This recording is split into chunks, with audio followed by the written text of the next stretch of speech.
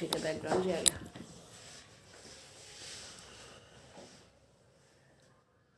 सभी मित्रों को नमस्कार।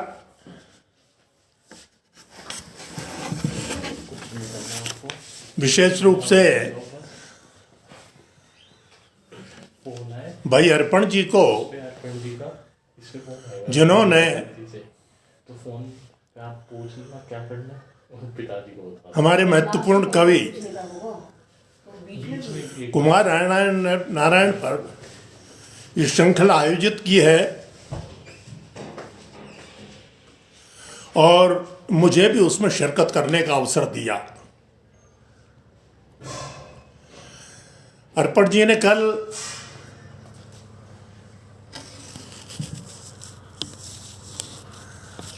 अरे टुक्कू,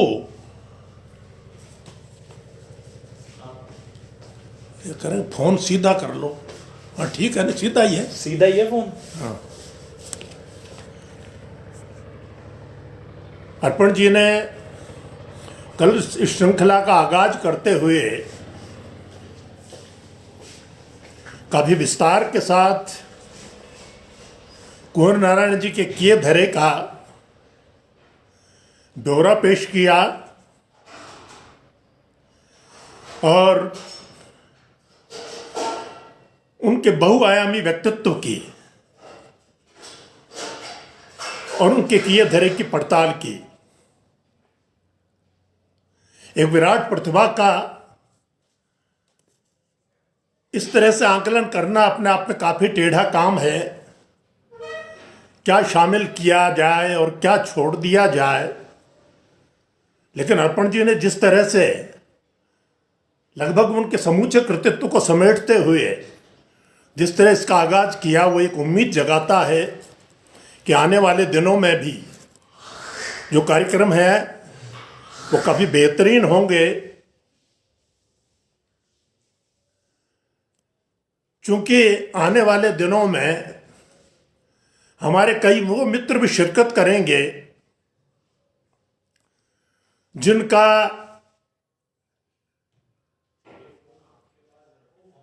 कुंवर नारायण जी से लंबा राब्ता रहा, लंबा संवाद रहा। जाहिर है उनके अनुभव और उनके संस्मरण सुनते हुए हम समृद्ध होंगे और इस श्रृंखला के जरिए हमें अपने पुरोधा के कृतित्व के बारे में और विस्तार से जानने का मौका मिलेगा। बहरहाल मैं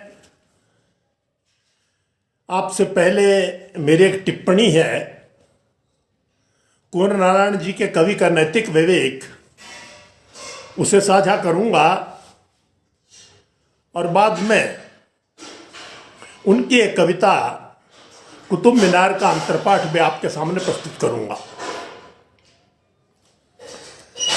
रश्मि पाठक जी, कल्पना जी और भाई गहलोत का बहुत बहुत स्वागत है।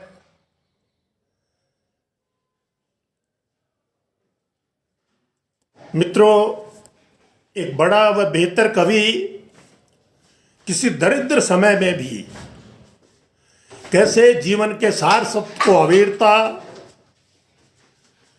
उसे समझता, उसे संभालता है, यह कुंवर जी की कविता को पढ़ते हुए ठीक से जाना जा सकता है। सबसे पहले तो यही कि वे इस या उस विचारधारा को दे दिए नहीं गए थे, बल्कि उनके लिए बुनियादी चीज थी जीवन की पक्षधरता। इसलिए वे उसके विरुद्ध जाति किसी भी चतुर कोशिश के झांसे में नहीं आए। इस सच्चे जीवन उसूल को आत्मसात करते हुए उन्होंने जाना कि जीवन का हित साझे सहकार में सुरक्षित है। इसलिए हर स्तर की हिंसा की जटिल सैद्धांतिकी की तह में बैठते हुए वे लिख पाए। शायद उसी मुश्किल वक्त में जब मैं डरे हुए जानवर की तरह उसे एक अकेला छोड़ बच निकला था खतरे से सुरक्षा की ओर, वह एक फंसे हुए जानवर की तरह खूंखार हो गया था। नफरत के बरक्स वे हमेशा प्रेम, सहानुभूति के समझ तरफदार रहे। यहां तक कि इतिहास के जिन उदाहरणों को लोग नफरत के साथ याद करते हैं, उनमें भी वो कुछ ऐसी नई रोशनी, नई बात ढूंढ लाते थे कि जिसे जानकर या उस पक्ष को समझ करके हम हतप्रभ रह जाते थे और जीवन के नए आशय ढूंढने लगते थे। एक अजीब सी मुश्किल में हूं इन दिनों। मेरी भरपूर नफरत कर सकने की ताकत दिनों दिन क्षीण पड़ती जा रही है।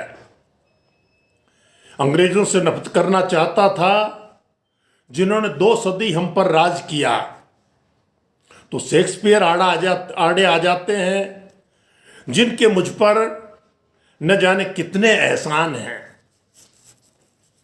वे जानते थे कि जीवन का खेल मिलजुल कर ही बेहतर ढंग से खेला जा सकता है, जिसमें कोई जीतता अथवा हारता नहीं, बल्कि अस्तित्व के दोनों धड़े एक साथ चलते हुए कहीं पहुंचते हैं। अस्तित्व की इसी अनुपूरक जीवन क्रिया के तहत कुमार जी का कवि लैंगिक व जीवन के हर स्तर की ऊंच नीच धरातल से मुक्त होकर के मनुष्य के होने को सच्चे अर्थों में चीनता था। दोनों मिलकर खेलते एक खेल जिसमें दोनों जीतते हैं एक साथ। बचा रह जाता है उस खेल का कवित्व और स्त्री पुरुष ऊंच नीच के अभेद में मनुष्य के मुक्त होने का अर्थ। कुंवर नारायण सदैव एक आत्मसजग रचनाकार की तरह सचेष्ट रहे।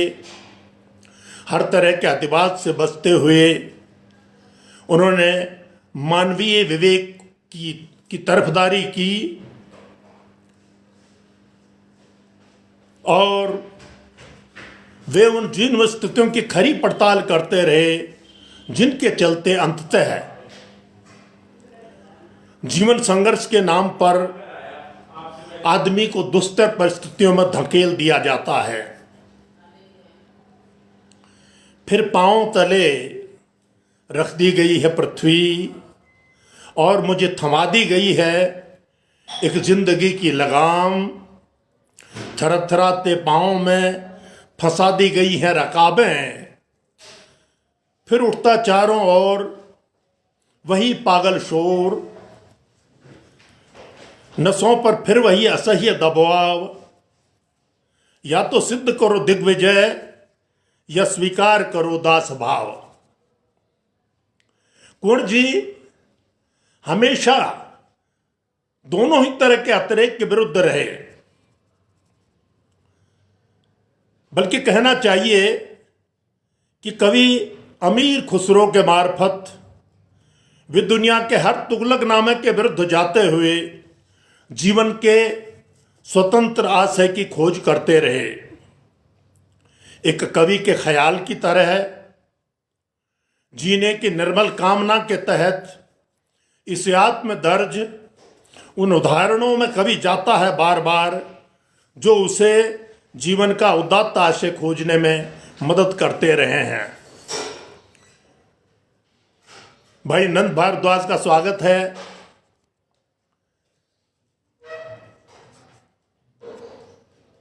बिल्कुल सच बात है, विचार की पक्षधरता के बिना जीवन का कोई अर्थ नहीं रह जाता है।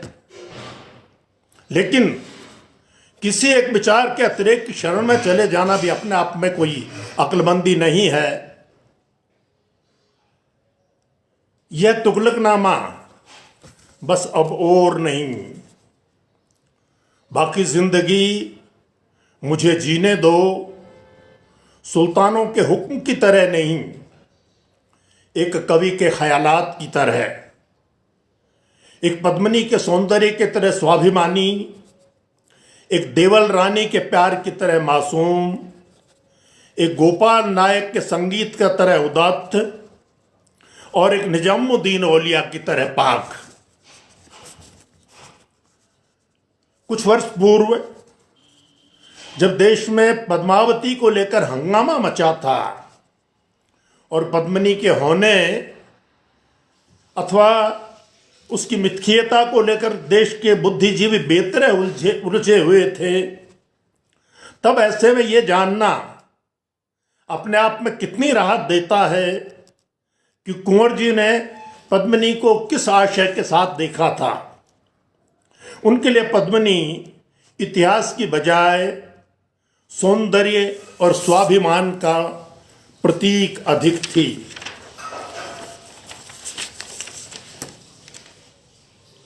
कवि कुंवर नारायण ने अपनी कविताओं में जीवन के उदात्त आशय को न केवल जाना था, बल्कि वे जीवन भर उस गरिमामय होने को अपने जीवन आचरण के जरिए सिद्ध भी करते रहे। इसे लेकर उनके यहाँ किसी तरह की कोई फांक नहीं थी और इसी अद्वैत को साधने के चलते उन्होंने स्मृति भी गजब की पाई थी। उपनिषद, अमीर खुसरो, गालिब लगभग उन्हें जुबानी याद थे। जीवन के मानक मूल्यों को उन्होंने जीकर दिखाया। एक कविता की फेलोशिप के तहत आयोवा जाने के आकर्षक प्रस्ताव को उन्होंने महज इसलिए ठुकरा दिया था क्योंकि इसके लिए उन्हें यह लिख कर देने को कहा गया था कि वे वामपंथी नहीं हैं, जबकि उससे पूर्व कई एक वामपंथी मित्र इसके पहले यह धत्कर्म कर चुके थे। मंगलेश डबराल उन्हें पूर्णतर मनुष्यता का कवि मानते हुए लिखते हैं कि उनकी कविता में मनुष्य, मनुष्यता, प्रेम, कृतज्ञता, ईमानदारी, अच्छाई, सच्चाई, बेहतरी, पूर्णता, सार्थकता, वृहत्ता जैसे उदात्त आशय वाले शब्द बार बार लौटते हैं। जबकि एक ऐसे समय में जबकि हमारे वक्त की राजनीतिक, सामाजिक, सांस्कृतिक सत्ताओं द्वारा उनका भारी दुरुपयोग हुआ है, जिसके चलते ये शब्द या तो अपना अर्थ देना बंद कर चुके हैं या उनसे उल्ट अर्थ भी निकलने लगे हैं। ऐसे में कुंवर नारायण जैसी विरल शख्सियत ही उन्हें अपनी रचनाओं में पुनः प्रतिष्ठित करने का गुरुतर दायित्व ठीक से निभा पाई। उनकी कविता के कई एक वाक्य कई जगह मानवीय सूक्तियों की तरह सुभाषित रचते हुए दिखाई देते हैं। कुंवर नारायण जी का समग्र लेखन रचनात्मक विवेक की धुरी पर टिका है। उनकी दृष्टि में शक्ति के उद्दंड प्रदर्शन की बजाय विनम्रता का पराक्रम सदैव सर्वोपरि रहा। कुछ कम उत्पाती हो सकता था, जान पर खेलकर धधकते सूर्य को छू लेने का बचकाना उन्माद एक अंधी शक्ति के प्रदर्शन से कहीं अधिक सार्थक हो सकता था एक पशु से मनुष्य होने का विनम्र पराक्रम।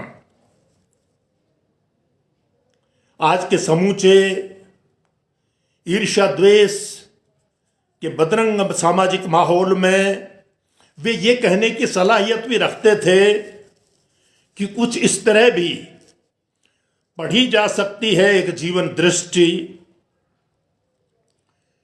कि उसमें विनम्र अभिलाषाएं हों, बर्बर महत्वाकांक्षाएं नहीं। ईर्ष्या द्वेष के बदरंग हाथ से नहीं, निकट संबंधों के माध्यम से बोलता हो पास पड़ोस, एक सुशोभित एक सुभाषित, एक श्लोक की तरह एक सुगठित और अकाट्य हो जीवन विवेक। युवा सर्जक यतेंद्र मिश्र सही लिखते हैं कि कुंवर नारायण की कविता एक सजग और सतर्क नागरिक की कविता है, जिसमें मनुष्य की पीड़ा और उसके संघर्षों के साथ हमेशा एक मानवीय संबंध निरंतर बनता हुआ दिखाई देता है। धीरज, विवेक, आत्मसजगता, जिजीविषा, संघर्ष और करुणा ऐसे बीज शब्द हैं जिनमें कवि के काव्य लोक का उत्कर्ष हमें उभरता हुआ दिखाई देता है।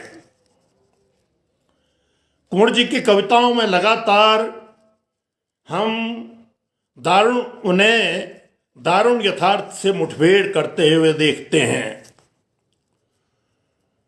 दुर्लभ वनों और पर्वतों को जीतते हुए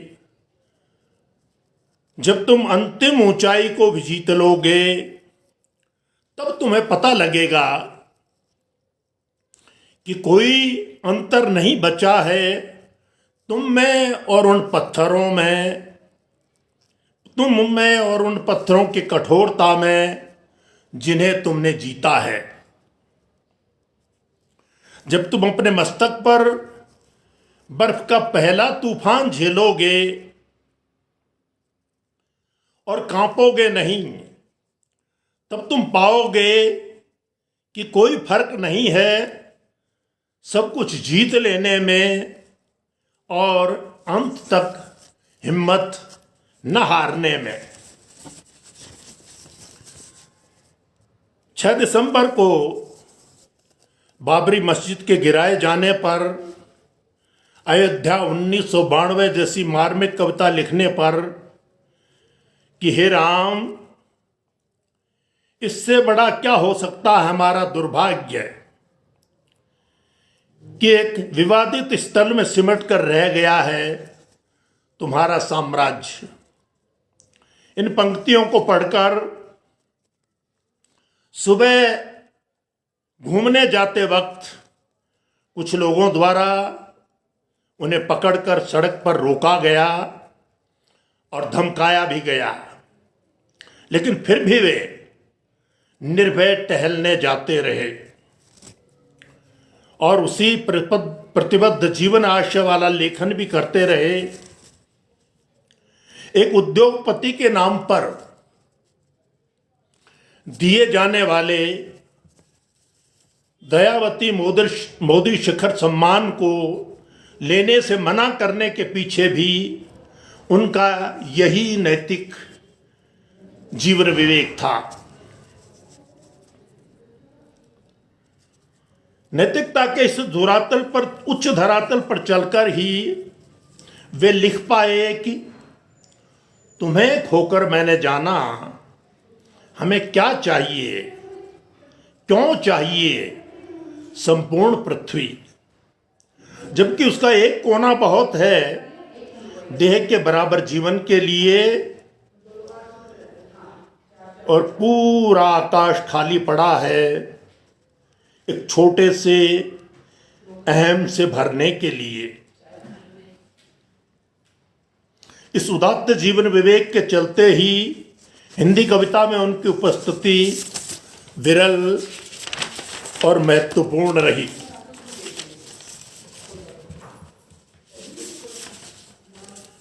दुनिया के विकट हालात को देखकर उन्होंने भले कभी लिखा हो कि क्या फिर वही होगा जिसका हमें डर है, क्या वह नहीं होगा जिसकी हमें आशा थी। पर जीवन भर वे इस उम्मीद से लैस रहे कि कोई भी दुख मनुष्य के साहस से बड़ा नहीं है।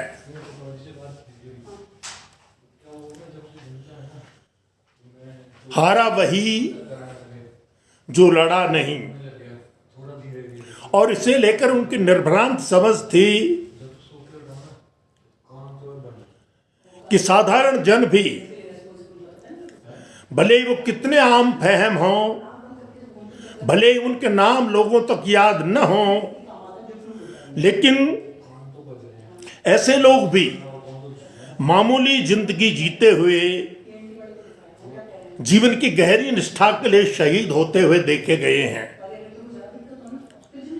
जो लोग जनता के कवि होने के नाम पर दिन रात कोहराम मचाए हुए हैं, वे समझें कि सच्चे अर्थों में जन कवि जनता की किस शक्ति के विश्वास के बूते हुआ जाता है।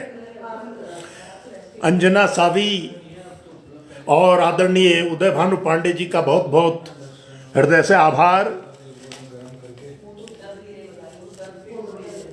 इस कार्यक्रम को सुनने के लिए। मित्रों, जीवन के इसी उदात्त आशय के चलते हुए वे जीवन में इन गलियों से बेदाग गुजर जाने को अच्छा समझते थे, जहां दाग अगर लगे भी तो उसके छींटे कपड़ों पर न हों बल्कि आत्मा पर हों, प्यार के बड़े जख्म की तरह। जाहिर है उनके न भरने में ही वे जीवन की बेहतरी समझते थे। इसीलिए वे अपनी कविता को उस जीवन व्यवहार का पर्याय बनाना चाहते थे जो कहीं कुछ भूल हो, कहीं कुछ चूक हो, कुछ भी लेनी देनी में, तो कभी भी इस तरफ आते जाते हिसाब कर लेना साफ, गलती हो तो कर देना मुआफ, विश्वास बनाए रखना, कभी बंद नहीं होंगे दुनिया में ईमान के खाते। अपनी इस नैतिक पूंजी के चलते ही वे हिंदी के उन विवेकवान कवियों में शामिल हैं जो जीवन की पक्षधरता के क्रम में हमेशा जीवन की सकारात्मक शक्तियों को तरह देते रहे। बल्कि मैं तो यहां तक कहना चाहूंगा कि अपने इसी विश्वास के भरोसे उन्होंने जीवन को होने और एक दिन अनिवार्य रूप से यहां से चले जाने की विरल संधि पर अपना जीवन जिया था। अपनी एक कविता में वे लिखते हैं, दीवार पर ढंगी घड़ी कहती है उठो अब वक्त आ गया। उधर कोने में खड़ी छड़ी कहती है चलो बहुत दूर तक जाना है। यह चल देने का और बहुत दूर तक जाने का मादा कुमार जी के जीवन की विरल पूंजी थी, जो उनके कवि को कई मायने में बेहतर बनाती है। और इसीलिए इस बात में भी उनको भरोसा था कि यदि लौटना भी हुआ तो मैं जीवन के बृहत्तर आशय के साथ लौटूंगा, अब की बार बृहत्तर लौटूंगा। उनकी साकार से निराकार में समाने की सच्ची गहरी आकांक्षा आज के कितने कवियों में बची है। यहीं रहूंगा, इसी मिट्टी में मिलूंगा, इसी पानी में बहूंगा, इसी हवा में सांस लूंगा, इसी आग से खेलूंगा, इन्हीं क्षतिजों पर होता रहूंगा उदय और अस्त, इसी शून्य में दिखूंगा खोजने पर।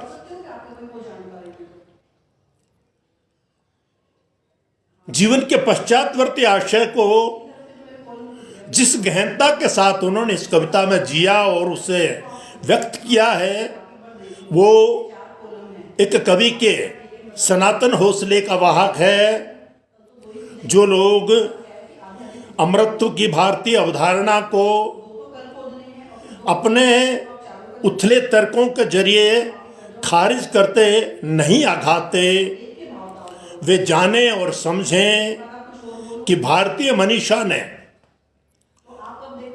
अमृतत्व की किस वैज्ञानिक अवधारणा में विश्वास किया था और देह की सीमा से छूटकर वे किस निस्सीम तात्विक पूर्णता को पाना चाहते थे। मित्रों, जिसे भारतीय मनीषा मोक्ष कहते आई है,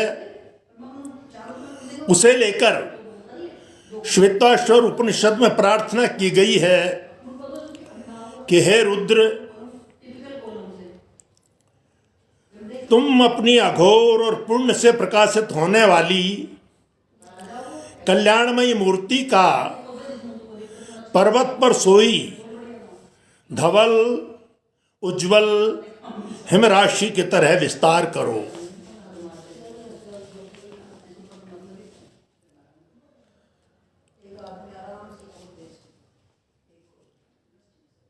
जयश्री राठौड़ और संजीव बख्शी जी का स्वागत है। आपको अच्छा लगे, इससे अधिक मेरा सौभाग्य क्या हो सकता है। तो यहां आकर हम गौर करें कि किस तरह यह सृष्टि तत्व से एक इकाई में और इकाई से एक तत्व में रूपांतरित होती है और वो रूपांतरण ही जीवन में सृष्टि का और फिर मोक्ष का वाहक बनता है। जिस श्वेताश्वर उपनिषद में जिस उज्जवल धवल हिमराशि वत हो जाने की कामना भगवान शिव के लिए की गई है, वही सृष्टि का मूलाधार बनती है और विविध प्रकार के वनस्पतियों के साथ जीवन का पोषण करती है, जिसे लेकर के मनीषी राजनीतिज्ञ लोहिया जी ने कभी हिमाच्छादित शिखरों को देखकर शंकराचार्य जी के मार्फत कहा था, एको वशिष्व विच्छद शिव केवलोहम। अपने ऐसे महबूब कवि के रहने और होने दोनों को मैं सलाम करते हुए अपनी इस टिप्पणी को समाप्त करता हूँ, क्योंकि स्वास्थ्य इन दिनों थोड़ा ठीक नहीं रहता, इसलिए मैं चाह करके भी इसका पूर्ण उतना विस्तार नहीं कर पाया जितनी मेरी इच्छा थी। अब उनकी एक कविता है कुतुब मीनार, उसको लेकर के और मैंने कभी अंतरपाठ लिखा था। यह अंतरपाठ उनके कवि आशयों को, जीवन आशयों को, जीवन के बृहत्तर आशयों को विस्तार से समझने में हमारी काफी मदद करती है। कविता यूं है, कुतुब मीनार।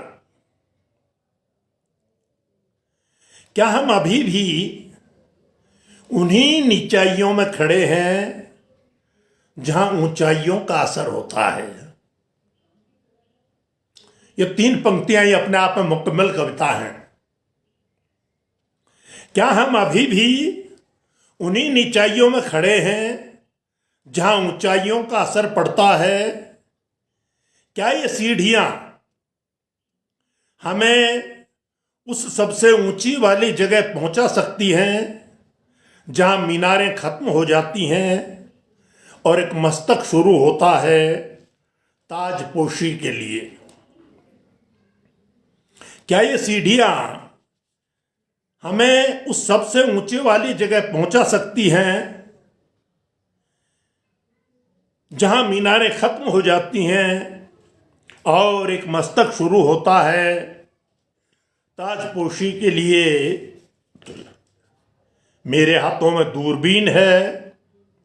मीनार जिसके तरफ से मैं इतिहास के तमाम सितारों को देख रहा हूं, उनके संसार जो अभी तक कहीं समय के चौथे आयाम में लकदक हैं। क्या मैं फिर किसी बड़े सितारों के समारोह में शामिल हूं या फिर अंधेरी रात में तारे गिन रहा हूं? मित्रों, यद्यपि कुतुब मीनार एक ऐतिहासिक सच्चाई है, लेकिन उस सच्चाई के मार्फत कुंवर जी किस जीवन की वास्तविक ऊंचाई की बात करते हैं, वो इसकी पहली 3 पंक्तियों में देखा जा सकता है। क्या हम अभी भी उन्हीं नीचाइयों में खड़े हैं जहां ऊंचाइयों का असर होता है? इस कविता ने मुझे प्रेरित किया और मैंने इसका भाष्य किया, वो आपके सामने प्रस्तुत है। हिंदी के मूर्धन्य कवि कुंवर नारायण जी की कविता कुतुब मीनार मनुष्य की कथित सितारा मानसिकता का अद्भुत विवेचन करती है। यह कविता ऊंचाई से अभिभूत उस मानसिकता का विश्लेषण करते हुए हमें सचेत करती है कि सितारा मनोवृत्ति दरअसल मनुष्य जाति के ज्यादा हक में नहीं है। यह हमें समझाती है कि सितारा मानसिकता का लकतकाभा मंडल आदमी को इस कदर चुंधिया देता है कि उसकी रो में बहते हुए वह बाज वक्त कुछ हासिल करना तो दूर अपनी अलग मौलिक पहचान तक को खो देता है। यह कविता ऊंचाई के उस तिलिस्म का भी पर्दाफाश करती है जो ताजपोशी का भव्य चमकीला इंद्रजाल रचते हुए हमें उन अदृश्य नीचाइयों में धकेल देती है जहां आज भी मनुष्यों के बीच ऊंच नीच का भेद कायम है।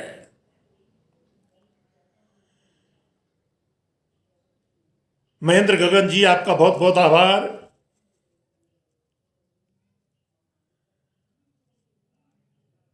जहां कुछ लोग श्रेष्ठतर हैं तो बाकी लोग तमाम कमतर हैं। अपने समूचे बितान में जीवन के विषम धरातल का विरोध करती है कविता ऊंचाई के असर के विरुद्ध हमें आगाह तो करती है, साथ ही परोक्ष रूप से वह हमें समता और विरलता जैसे मूल्यों का समर्थन करते हुए समझ के उस मोड़ पर भी ला खड़ा करती है जहां हम चीजों से बराबरी के कद के साथ सलूक करना सीखते हैं। कविता का आगाज ही अपने आप में एक दुर्लभ और मुकम्मल कविता है। क्या हम अभी भी उन्हीं नीचाइयों में खड़े हैं जहां ऊंचाइयों का असर पड़ता है? यदि हम भारत के संदर्भ में बात करें तो क्या आजादी के 70 वर्षों बाद भी,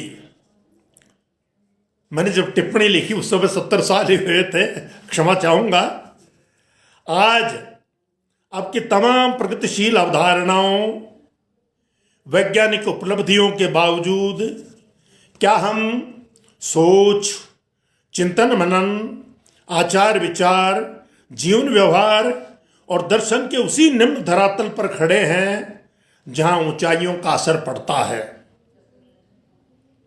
अर्थात किसी की उपलब्धि से अभिभूत होकर के हम आज भी अपने को छोटा और कमतर क्यों महसूस करते हैं? संस्कृत में एक शब्द है शूद्र,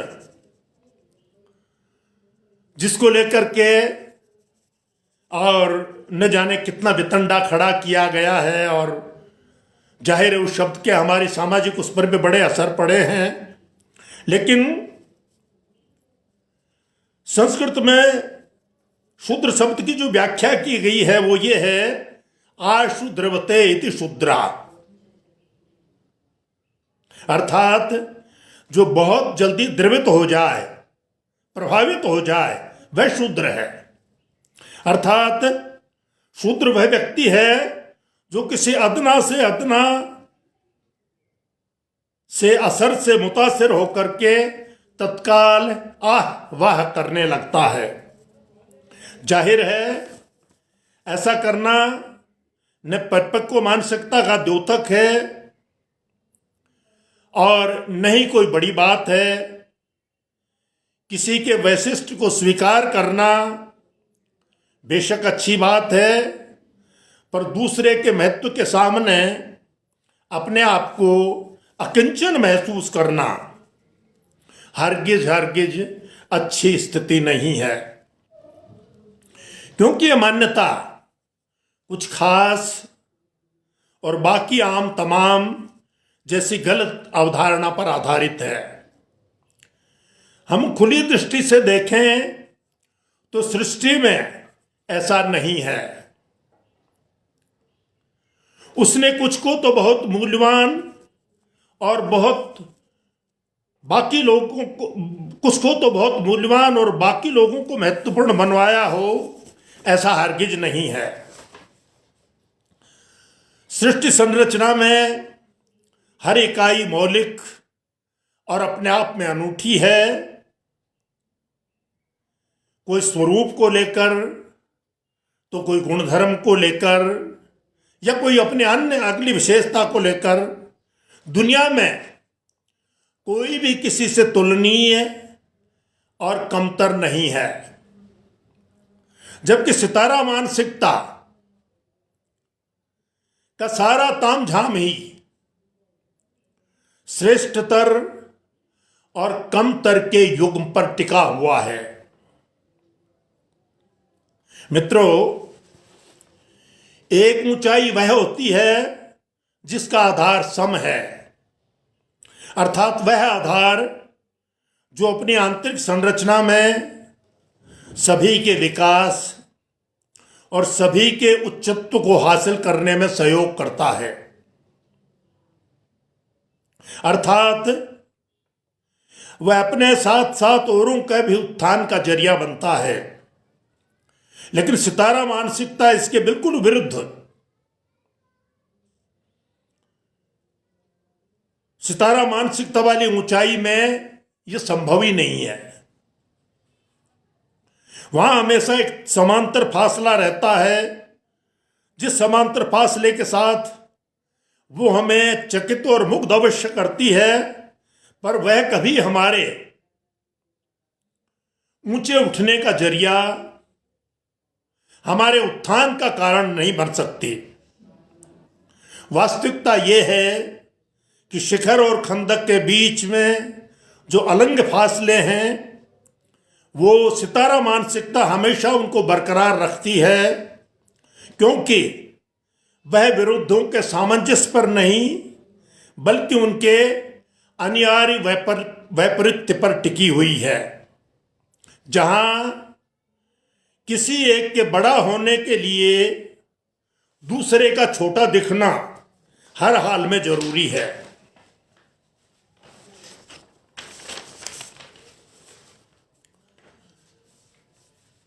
कुतुब मीनार के संदर्भ में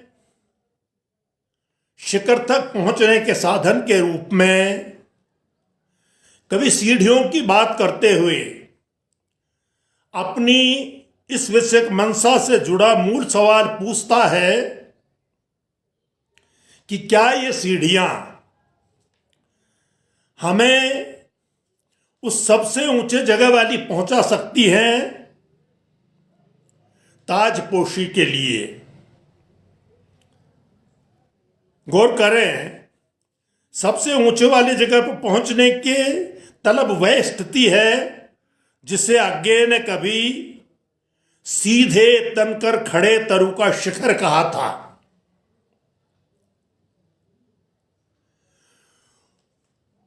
उस लक्ष्य को साधना निसंदेह बड़ी उपलब्धि है, क्योंकि तभी मीनारों को लांघ कर हम वहां पहुंच सकते हैं जहां मस्तक का शिखर शुरू होता है। सुधी, भाव प्रवण और संपूर्ण विश्व की कल्याण कामना से परिपूर्ण शिखर,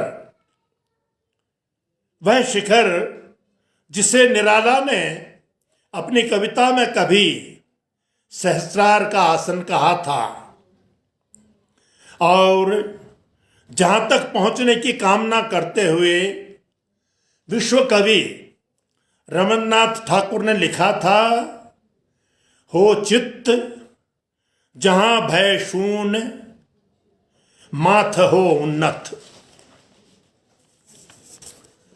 लेकिन इसके विपरीत सितारा मानसिकता ऐसी किसी कल्याण कामना से अभिप्रेरित नहीं होती। वह शिखर पर पहुंचकर केवल ताजपोशी की तलबगीर है।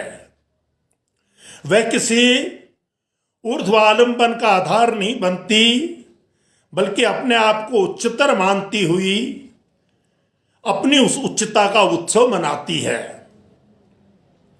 उस पर गर्व करती, इठलाती और मदमाती है। इस तरह वह किसी और के लिए ईर्ष्या का सबब अवश्य हो सकती है, पर वह किसी की अभिप्रेरणा का माध्यम हरगिज नहीं हो सकती। वरिष्ठ कवि केदारनाथ सिंह ने ऐसी ही ऊंचाई को लक्ष्य कर अपनी एक कविता में कहा था, मैं वहां जाकर डर गया क्योंकि वहां कोई नहीं रहता।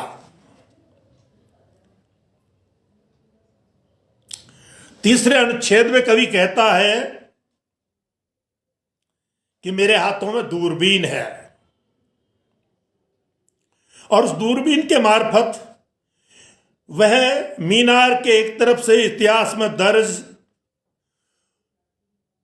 तमाम सितारा संसारों को देख रहा है जो समय के चौथे आयाम से लकदक हैं।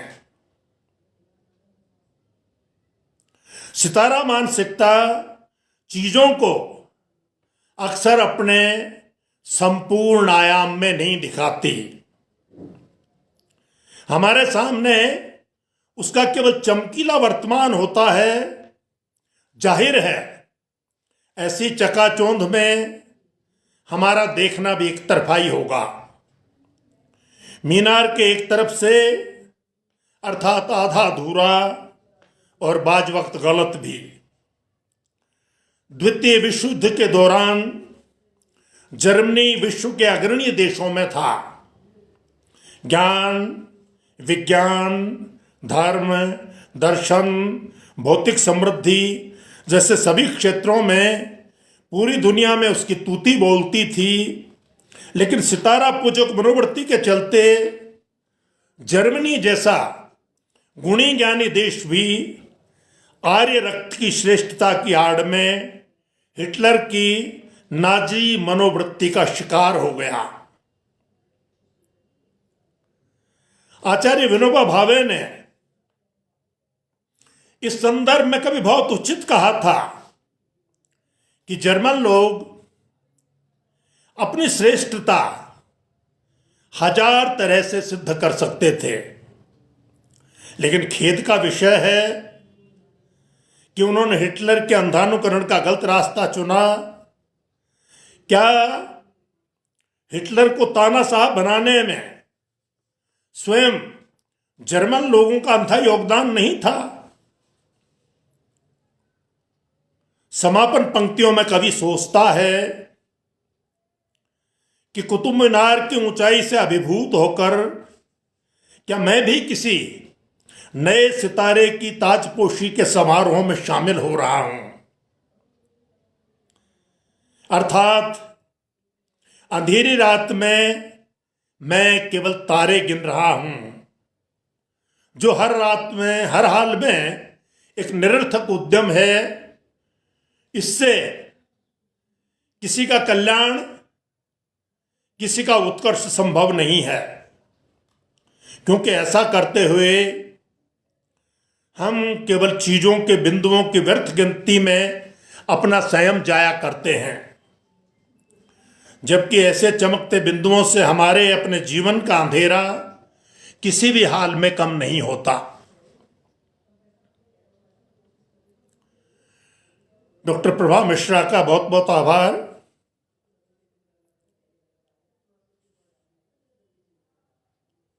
क्योंकि ऐसे चमकते बिंदुओं से हमारे अपने जीवन का अंधेरा किसी भी हालात में कम नहीं होता। अपने नीचाइयों में गारत हम केवल उन चमकते बिंदुओं के साक्षी मात्र होते हैं। कुंवर नारायण जी सच्चे अर्थों में आत्मोत्सुक और गहरे दार्शनिक कवि हैं। वे अपने होने को उस स्थिति में खोजते हैं जहां हमारे वैशिष्ट्य के साथ दूसरों की विरलता भी उसी तरह दैदीप्यमान है। कुतुब मीनार के बहाने कवि अपने मनोआशय का बखान करते हुए उन कई प्रगतिशील कविताओं से सर्वथा भिन्न है, जिनमें ताजमहल की आइडियोलॉजी के नाम पर तो काफी कुछ है, लेकिन उसमें बस ताज के असीम सौंदर्य और उसके विरल वैशिष्ट्य को दरकिनार कर दिया गया है। तो मित्रों, ये कुंवर जी की कविता कुतुब मीनार का अंतर्पाठ था। मैं आपका आभारी हूं कि आपने मेरी टिप्पणी और अंतर्पाठ को सुना, सराहा भी। आपका पुनः बहुत बहुत आभार। अब मैं विदा लेता हूं।